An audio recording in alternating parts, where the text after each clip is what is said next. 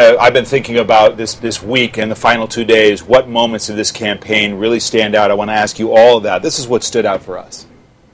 You got a business. You didn't build that. Somebody else made that happen. I couldn't believe he actually said that. He said, "You're taking me out of context." The context is worse than the quote. When it comes to a woman's right to make her own health care choices, they want to take us back to the policies more suited to the 1950s than the 21st century. I went to a number of women's groups and said, "Can you help us find folks?" And they brought us whole binders full of women. Well, I'm not getting rid of all of health care reform. Of course, there are a number of things that I like in health care reform that I'm going to put in place. We got to name this condition that he's going through. I think it's called Romnesia. What happened in Benghazi was, in fact, initially a spontaneous reaction to what had just transpired hours before in Cairo. It was very clear this was not a demonstration. This was an attack by terrorists. So I've got Mr. Obama sitting here, and I just was going to ask him a couple questions.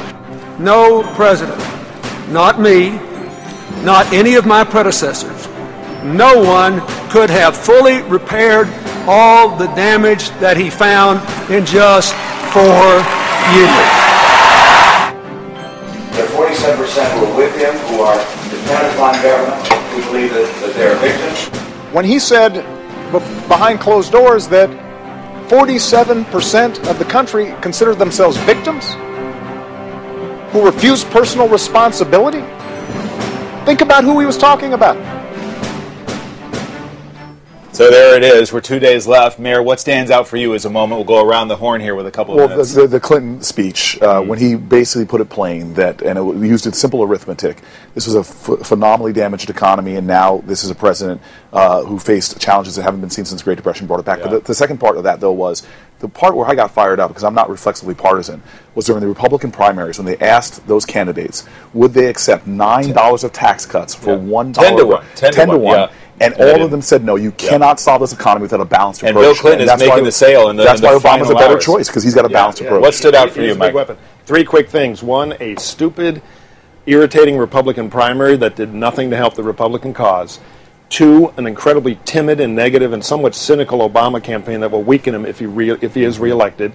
And a debate that took Romney from dead to maybe president of the United States. That debate was huge, Joe. I've got to say, for me, as a Republican looking at the Republican Party, and it was a horrifying primary process that damaged the Republican brand. Secondly, a terrible, I think, Republican convention where Mitt Romney didn't make the turn to the middle. And third, just a remarkable first debate that if Mitt Romney wins will be a debate that political scientists will be looking at 50 years from now. It really could be the big turning point. I hate to agree, but I have to say the debate is kind of the BC-AD line of demarcation, because not only was it President Obama's worst night and probably a near-death experience for him, but Mitt Romney suddenly was a credible candidate after the Obama campaign put a lot of money and resources into trying to kill him in the crib all summer. Romney emerged, and it also signals the time when Romney did that pivot to the center. Right. So I think it's an important moment. Mr. B? The first debate, I think that history will long record that if he survives this, that debate was something unprecedented. I've never seen anything like that in my lifetime,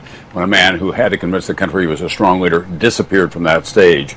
On the Romney side, I think the 47% comment, and you trim that with his appearance at the Republican National Convention in his acceptance speech, not mentioning at one moment any of the military sacrifices that are being made in this country by working-class families all across America. It did not come up in the two longest wars in America's history, and the right went after him more strongly than the left did. We're going to take a quick break here. A final note.